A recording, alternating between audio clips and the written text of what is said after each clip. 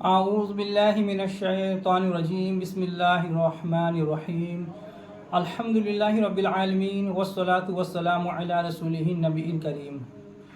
اللہ کے نام سے شروع جو بڑا مہربان نہایت رحم کرنے والا ہے۔ تمام تعریفیں اور خوبیاں اس شافی کے لیے جو تمام جہان کا پالنے والا اور شفا بخشنے والا ہے، جس نے کوئی چیز بھی بے فائدہ پیدا نہیں کی، اور درود پہنچے طبیب روحانی و جسمانی حضرت محمد رسول اللہ صلی اللہ علیہ وسلم پر۔ چمن نشا دواخانہ یوٹیوب چینل کے ناظرین کو خوش آمدید کہتے ہیں۔ میں آپ کا میزبان حکیم خورشید آپ کی خدمت میں حاضر ہوں۔ آج کا جو ہمارا موضوع ہے وہ یہ ہے کہ بزرگوں سے عقیدت و محبت کا کیا مطلب ہے۔ جو ہم بزرگوں سے محبت کرتے ہیں، اللہ کے ولیوں سے محبت کرتے ہیں، تو اس محبت کا اصل مقصد کیا ہے، کیا مطلب ہے اس کا۔ اسی کی وضاحت کرتے ہوئے حضرت علامہ مولانا تتحی رحمت صاحب انہوں نے اپنی کتاب مزارات پر حاضری میں لکھا ہے۔ وہ فرماتے ہیں کہ کسی بھی بزرگ یا کسی بھی شخصیت سے اصلی سچی اور حقیقی محبت یہ ہے کہ اس کی بات کو مانا جائے، اس کے حکم پر عمل کیا جائے، اور اس کی سیرت، چال چلن اور اس کے کردار کو اپنایا جائے۔ آج مسلمانوں میں یہ مرض پیدا ہو گیا ہے کہ انہیں بزرگوں کے طور طریقے، چال چلن سے کوئی مطلب نہیں، بس درگاہوں کی حاضری، نیاز و فاتحہ، عرس اور جلسے جلوس کو ہی سب کچھ سمجھ لیا ہے۔ ان کے چال چلن سے کوئی مطلب نہیں ہے، ان کے کردار سے کوئی مطلب نہیں ہے، بس کیا ہے کہ جلسے جلوس، ان کی درگاہوں پر حاضری اور نیاز نظر، بس اسی کو سب کچھ سمجھ بیٹھے ہیں۔ غیر مسلموں، یہودیوں اور عیسائیوں میں یہ بات پائی جاتی تھی کہ وہ مذہب کو قوم کے سب لوگوں کے لیے ضروری خیال نہیں کرتے تھے۔ کچھ لوگ مذہب کو اپناتے تھے، باقی عام لوگ ان مذہبی شخصیتوں کو خوش کرنے کے لیے ان کی تعظیم، نیاز و نظر اور انہیں چومنے چاٹنے میں لگ جاتے تھے۔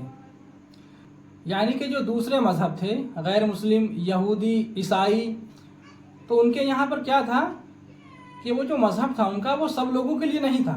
دو چار لوگ اس میں سے جو ہے مذہب کے پیشوا بن جاتے تھے، اور ان پیشواؤں کو تمام جو عوام ہوتی تھی ان کو چومتی تھی، چاٹتی تھی، ان کی نظر نیاز کرتی تھی۔ وہ یہ سمجھتی تھی کہ اب انہوں نے جو ہے مذہب کو فالو کر لیا، مذہب کے یہ ہمارے پیشوا ہیں، اگر ہم ان کو خوش رکھیں گے تو ہم بھی مذہبی ہیں، سمجھ لو۔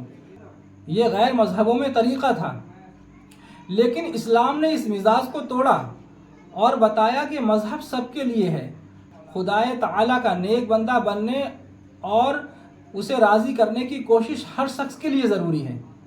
اس میں کوئی شک نہیں کہ درگاہوں کی حاضری، نیاز و فاتحہ، عرس و میلاد اور لنگر، جلسے جلوس اور نعرے لگانا یہ اچھا کام ہے، جائز ہے، مستحب ہے، لیکن اس میں بھی کوئی شک نہیں کہ صرف ان کاموں سے آپ اللہ والوں کے چاہنے والے نہیں بن سکتے ہیں۔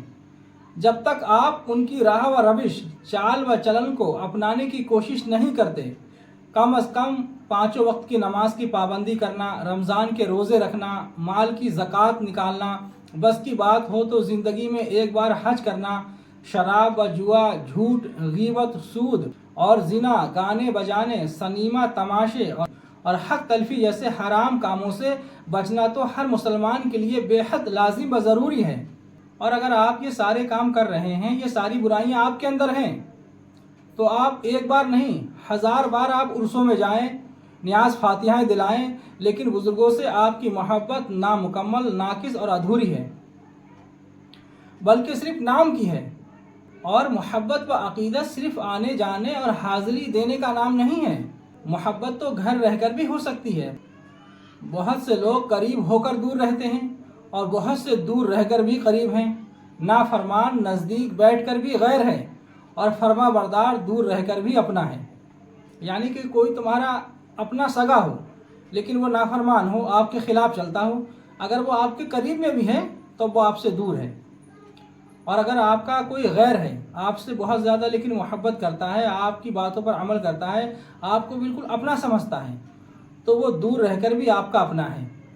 صحیح حدیثوں سے ثابت ہے کہ حضرت سیدنا اویس کرنی زندگی بھر حضور صلی اللہ تعالیٰ علیہ وسلم سے نہیں ملے، لیکن ان سے حضور صلی اللہ تعالیٰ علیہ وسلم کو اور حضور صلی اللہ تعالیٰ علیہ وسلم سے ان کو کتنی محبت تھی اور ان کا کتنا بڑا مرتبہ ہے، یہ بات کسی پر چھپی ہوئی نہیں ہے۔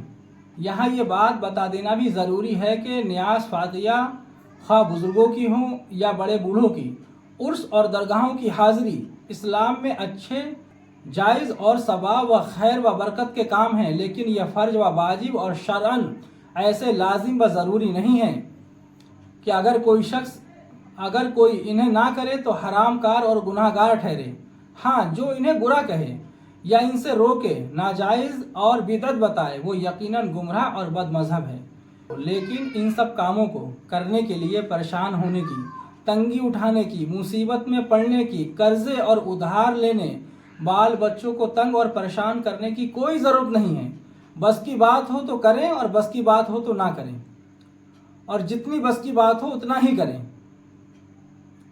عرس فاتحہ، جلسے جلوس، نیاز فاتحہ، درگاہوں کی حاضری، یہ کوئی ضروری کام نہیں ہے، نہ یہ فرض واجب کام ہے۔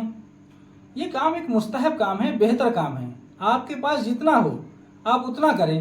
کوئی ضروری نہیں ہے کہ آپ قرضے لے کر کریں، ادھار لے کر کریں، سود لے کر کریں، اس کی کوئی ضرورت نہیں ہے۔ نہیں ہے آپ کے پاس تو نہ کریں، آپ کوئی گناہ گار نہیں ہیں۔ اسلام ایسا سچا اور اچھا اور اصولی مذہب ہے کہ وہ لوگوں پر ان کی طاقت سے زیادہ بوجھ نہیں ڈالتا۔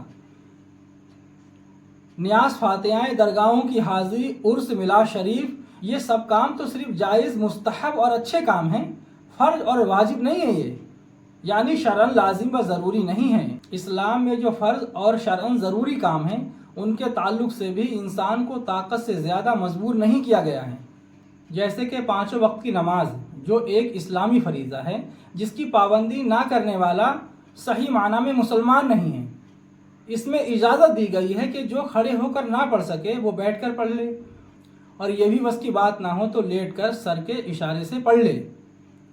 وضو یا غسل کی حاجت ہے اور پانی نہ ملے یا پانی نقصان کرے تو پاک مٹی سے تیمم کر کے پڑھ لے۔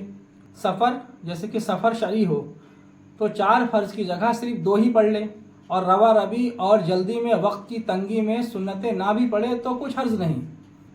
یعنی اسلام میں جو چیزیں فرض اور ضروری اور لازم ہیں وقت پر، ان کو بھی چھوڑنے کی اجازت ہے، یعنی کہ اس میں آسانیاں دی گئی ہیں۔ یہ نہیں ہے کہ کسی کی جان پر جو ہے اس سے زیادہ ظلم کیا جائے۔ اسلام تو ایک ایسا مذہب ہے۔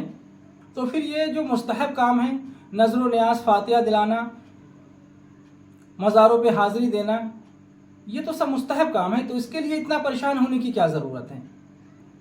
دیکھیے، اس سب کا خلاصہ یہ ہے کہ جب اسلام میں فرائض و واجبات کو بھی سب پر ہر حال میں لازم و ضروری قرار نہیں دیا گیا، لہٰذا نیاز فاتحہ، جلسے جلوس، عرس اور مزارات کی حاضری کے لیے نہ خود پریشان ہونا ضروری ہے اور نہ دوسروں کو پریشان کرنے کی ضرورت ہے، اور ادھار قرضے لے کر بھی یہ سب کام کرنے کی کوئی ضرورت نہیں ہے، بلکہ جس پر قرضہ آتا ہو یا کسی کا حق مار لیا ہو تو پہلے قرضے ادا کریں اور حقدار کو اس کا حق دیں، بعد میں مکہ معظمہ یا مدینہ منورہ یا بزرگوں کے آستانے پر حاضری کے لیے آئیں۔